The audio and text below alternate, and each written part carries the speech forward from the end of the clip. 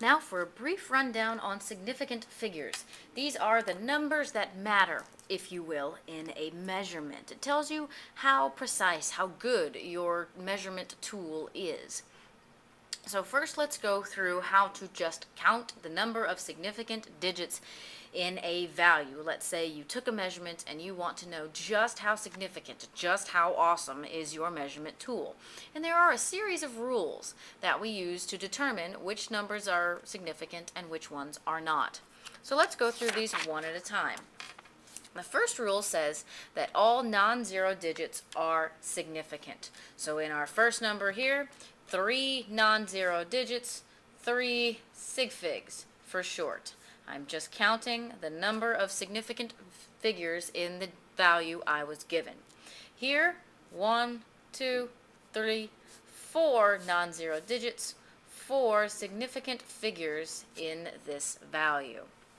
Our second rule says that final zeros after a decimal are in fact significant. So final zeros like this guy here are significant. We also know that non-zero digits are significant. So this guy has 3 sig figs. Now I made a special point of underlining after a decimal because this 0 here, while it is a final 0, is not after a decimal and therefore is not significant. Our third rule says that zeros sandwiched between significant figures are significant. For example, this guy here, non-zero digit, non-zero digit, both of those are in fact sig figs. My 0 is sandwiched in the middle. He has 3 sig figs. So here, non-zero digit, sandwiched. 3 sig figs present here as well. Non-zero digit, my 0 is sandwiched, and the presence of the decimal does not change that fact. It is still sandwiched between 2 non-zero digits, 2 sig figs, gives me 3 sig figs in this value. Our very last rule says zeros placed before numbers in a decimal or after numbers in a large quantity are not significant. For example, all these zeros here are called placeholders. They're not doing anything besides taking up space. So my only significant digit in this problem is my 2 right there, 1 sig fig. In this number down here, this is what I meant by a large quantity. Non-zero, non-zero, non-zero, those 3 are sig figs. These zeros back here are just taking up space. They're telling you that my 1, my 3, and my 5 have to be in these places. So my 5 has to be in the 10,000th place, my 3 in the 100,000th place, my 1 in the millionth place. So all these zeros are doing is taking up space. That leaves me with 3 sig figs in this particular value. So all we've done so far is count how many significant digits are there in a number that I was given. But let's say we have to do some math. So whenever you punch a number into your calculator, odds are it gives you a whole bunch of digits.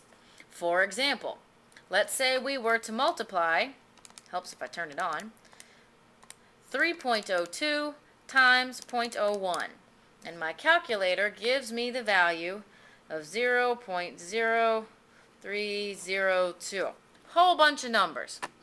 But my answer cannot be more significant, more exact than the data that I was given. So our rule says that for multiplication, division, trigonometric functions, logarithmic functions, exponent functions, all the fancy math, our answer can have no more significant figures than the least number of sig figs present in the data. So let's go check out our data. How many sig figs do we have?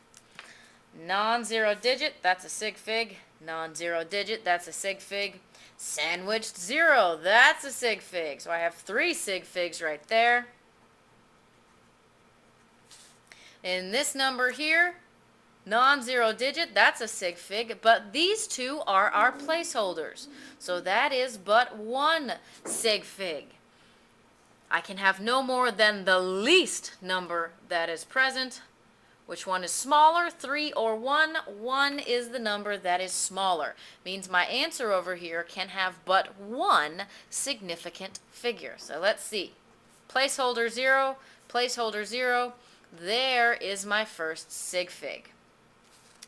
Now, before I can just chop off the rest of this value, I have to make sure that I can actually do that without changing the number. Here, this is a decimal, so I can obliterate these two places without much trouble. Check that 0 to make sure I don't need to round. So my final answer is just 0.03. When I'm referring to is it alright to chop off the digits, I'll refer you back to my second example here.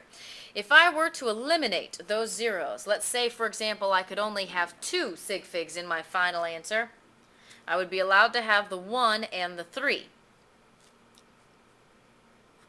14 is a very different number than 1,400,000. So my zeros have to be there. I have to turn all digits that I didn't keep as sig figs into zeros. Whoops, I got one too many there. No, that's right. So my 5 tells me to round my 3 up, but all of these zeros must stay because, again, placeholders are to tell you what place your sig figs go in. So I have to have a 1 in the millions place. Without these zeros, my 1 would be in the tens place, and that's not what my number says. So make sure you keep placeholder zeros whenever it changes the value that you're dealing with. My last rule talks about addition and subtraction. Says that for addition and subtraction, the answer can have no more decimal places, or no more decimal places, emphasis on the decimal places, than the least number, gosh darn it, flour, the least number of decimal places present in my data. So notice I didn't even mention sig figs. This doesn't have anything to do with sig figs, but only with decimal places. So if I add those two numbers together, we get 3.150. So now I count not sig figs, but decimal places. My goodness, I can't talk today. 3 decimal places here, 1 decimal place here. 1 is less than 3. So my answer can only have 1 decimal place. That makes my final answer 3.2. Don't forget your rounding rules. Couple of final words about sig figs. Always do your sig figs last based on whatever operation you did last. So you only do sig figs once. And the reason for that is because every time you do sig figs, you are going to involve some kind of rounding. And anytime you involve rounding, you introduce error into your data, into your experiment. So the only time you do significant figures, to count them and to use the multiplication, subtraction, division rules, are at the very, very end of whatever mathematical process you are doing. One final note that I should leave you with is that only data points are significant.